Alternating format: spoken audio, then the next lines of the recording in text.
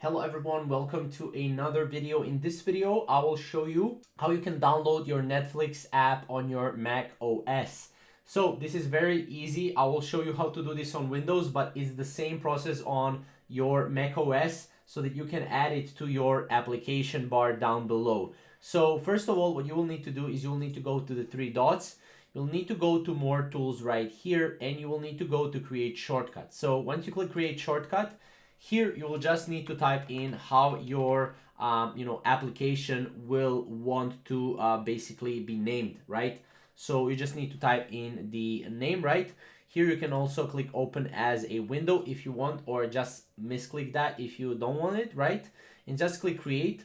And this will create on Windows, it will create basically on desktop a Netflix application. On your Mac OS, it will actually give you in the dock, in the app dock, you will have basically the Netflix application. All you have to do is you will need to right click on it and then just click keep in dock, right? And this will basically give you a Netflix application on your Mac OS. Obviously, if you want to know more about how you can install YouTube app on Mac OS, you can also do that. You can see some of our latest videos on the channel about that. And other than that, we'll see you guys in the next video. Thank you guys for watching.